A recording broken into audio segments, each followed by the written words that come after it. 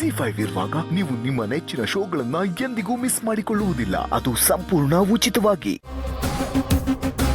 ಯಾರಿರ್ಬೋದು ನಾನು ಯಾರ್ದಾರ ಜೊತೆ ಫ್ಯಾಮಿಲಿ ವಿಷಯ ಶೇರ್ ಮಾಡಿದ್ನ? ಅದೇನು ಯಾರು ಈ ವಿಷಯನ ಶೇರ್ ಮಾಡಿರ್ಬೋದು? Concentrate, think. ಒಂದು ಚಿಕ್ಕ ಕ್ಲೂ ಸಿಕ್ಕಿದ್ರೆ ಸಾಕು, ಆ ಎಂಡ್ ಪಾಯಿಂಟ್ಗೆ ಹೋಗಿ ಆ ವ್ಯಕ್ತಿಗೋಸ್ಕರ ಕಾಯ್ತಾ ನಿಲ್ಬೋದು. ಬಟ್ ಯಾರು?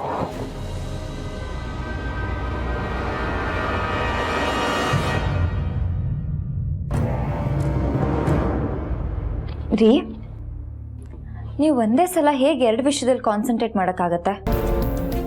ಇಲ್ಲ, ಮುಂಚೆ ಆದರೆ ಒಂದೇ ಸಲಕ್ಕೆ 10 ಕೆಲಸದ ಬಗ್ಗೆ ಕಾನ್ಸಂಟ್ರೇಟ್ ಮಾಡ್ತಿದ್ದೆ.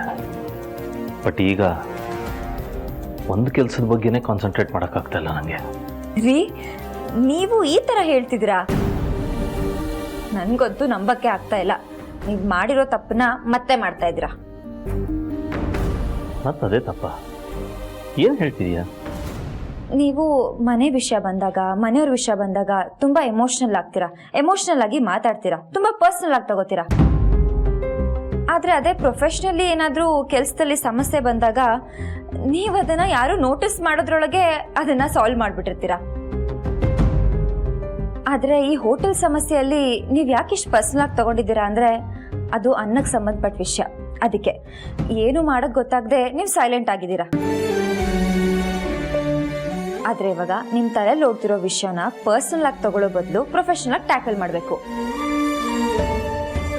ಯಾಕೆ ಅಂದರೆ ನಿಮ್ಮ ಕಣ್ಮುಂದೆ ಬರದೆ ಹೇಡಿಯಾಗಿ ನಿಮ್ಮ ಬೆನ್ನಿಂದೆ ಬಚ್ಚಿಟ್ಕೊಂಡಿರೋ ಅವನು ಪ್ರೊಫೆಷನಲ್ ಆಗಿ ವಾರ್ ಶುರು ಮಾಡಿದ್ದಾನೆ.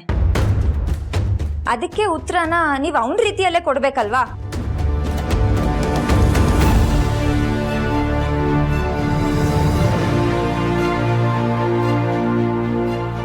ನಂಗೆ ಇಷ್ಟೆಲ್ಲ ಮಾಡೋಕ್ಕಾಗದೇ ಇದ್ರು ನೀವು ನನ್ನ ಜೊತೆಲಿದ್ದೀರಿ ಅನ್ನೋ ಧೈರ್ಯ, ನಿಮ್ಮ ನೆರಳಲ್ಲಿ ನಾನು ಇದ್ದೀನಿ ಅನ್ನೋದೇ ನಂಗೆ ಧೈರ್ಯ ಕೊಡುತ್ತೆ.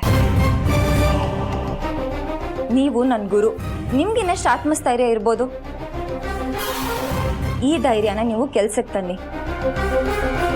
ಒಂದೇ ಸತಿ 10 ಕಡೆ ಕಾನ್ಸಂಟ್ರೇಟ್ ಮಾಡೋ ನೀವು ಆ 10 ತಲೆನ ಇವರಿಬ್ರ ಮೇಲೆ ಹಾಕಿ ಅವರಿಬ್ರು ಧೂಳಿಪಟ ಆಗೋಗ್ಬಿಡ್ತಾರೆ.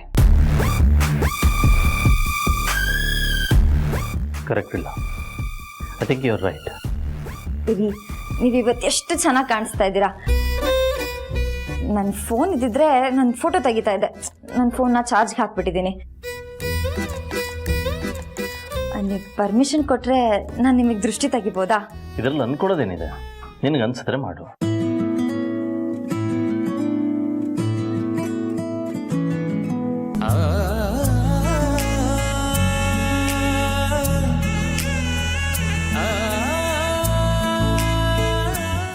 ZEE5 ಆಪ್ ಡೌನ್ಲೋಡ್ ಮಾಡಿ ಎಲ್ಲಾ ಸಂಚಿಕೆಗಳನ್ನು ಸಂಪೂರ್ಣ ಉಚಿತವಾಗಿ ನೋಡಿ.